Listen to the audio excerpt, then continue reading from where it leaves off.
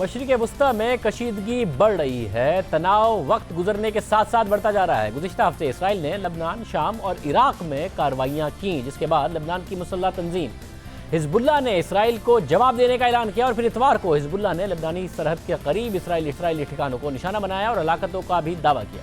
جواب میں اسرائیل نے لبنان میں حزب اللہ کے ٹھکانوں کو نشانہ بنانے کا دعویٰ کیا۔ دونوں طرف سے ہلاکتوں کا دعویٰ بھی کیا گیا ہے، مگر تصدیق نہیں ہو سکی ہے۔ گزشتہ روز حزب اللہ نے اسرائیل کے شمالی علاقے میں راکٹ فائر کیے اور یہ دعویٰ کیا کہ ان حملوں میں اسرائیلی فوج کو جانی نقصان اٹھانا پڑا ہے۔ اسرائیل نے جانی نقصان کے دعوے کی تو تردید کی، مگر اس بات کی تصدیق کی کہ اس کے ایک فوجی اڈے اور فوجی گاڑیوں پر راکٹ فائر کیے گئے۔ حزب اللہ کے حملے کے بعد اسرائیل نے جوابی کارروائی میں جنوبی لبنان میں گولہ باری کی اور 100 کے قریب راکٹ فائر کرنے کا دعویٰ کیا، اور کہا کہ حزب اللہ کی عسکری ٹھکانوں کو نشانہ بنایا گیا ہے۔ ان کارروائیوں کے بعد لبنان اور اسرائیل کی سرحد پر کشیدگی بڑھ گئی ہے۔ لبنان کے وزیر اعظم سعد حریری نے امریکہ اور فرانس کے سفارتکاروں سے رابطے کر کے ان سے مداخلت کی اپیل کی ہے۔ خدشے کا ظاہر کیا ہے کہ اگر فوری طور پر کوئی قدم نہیں اٹھایا گیا تو جنگ چھڑ سکتی ہے۔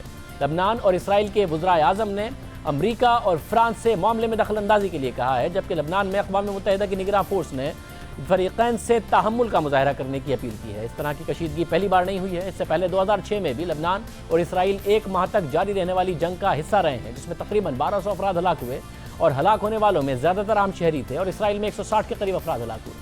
اس وقت سے نہ اسرائیل اور نہ ہی حزب اللہ نے جنگ کی طرف واپسی میں دلچسپی ظاہر کی۔ انہوں نے پچھلے 13 سالوں سے براہ راست لڑائی سے گریز کیا۔ حزب اللہ نے 2015 میں ایک اینٹی ٹینک میزائل فائر کیا تھا، جس میں 2 اسرائیلی فوجی ہلاک ہو گئے تھے۔ جواب میں اسرائیل نے اس علاقے پر گولہ باری کرتے ہوئے اقوام متحدہ کے ایک امن فوجی کو ہلاک کر دیا۔ گزشتہ ہفتے تک اسرائیل لبنان میں حزب اللہ پر اس خوف سے حملہ کرنے سے گریز کرتا رہا کہ یہ انتقامی حملوں کا سبب بن سکتا ہے۔ اتوار کے روز تشدد کے بعد اسرائیل کے صدر نے کہا کہ اسرائیل اپنے شہریوں کا دفاع کرنے کے لیے تیار ہے۔ انہوں نے کہا کہ ہم یہ نہیں دکھانا چاہتے کہ ہم کتنے تیار ہیں۔ ایران اور اسرائیل کے درمیان وقت لفظی جنگ بھی چھڑی ہوئی ہے۔ اس کے علاوہ مختلف ٹھکانوں پر اسرائیل کی طرف سے کارروائیاں کی گئی، یہ کہہ کر کہ یہ ایران کے مسلح ٹھکانے ہیں، اور اب حزب اللہ اور اسرائیل آمنے سامنے نظر آ رہے ہیں۔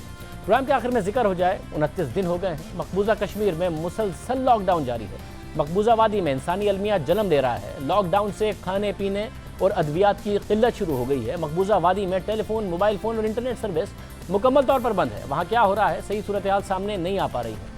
صحافیوں کو حقیقت رپورٹ کرنے میں مشکلات پیش آ رہی ہیں۔ عالمی سطح پر مقبوضہ کشمیر کی صورتحال پر بات کی جا رہی ہے۔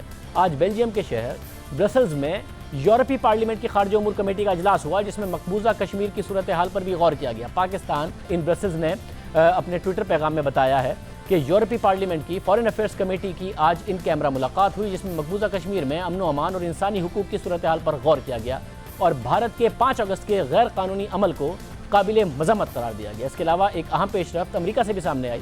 ڈیموکریٹک پارٹی کے رہنما اور امریکی صدارتی امیدوار بننے کے خواہش مند برنی سینڈرز نے کشمیر کی صورتحال پر آواز اٹھائی، بڑی دو ٹوک آواز اٹھائی۔ ٹرمپ انتظامیہ سے مطالبہ کیا کہ اقوام متحدہ کی قراردادوں کے مطابق مسئلہ کشمیر کے حل کی حمایت کی جائے۔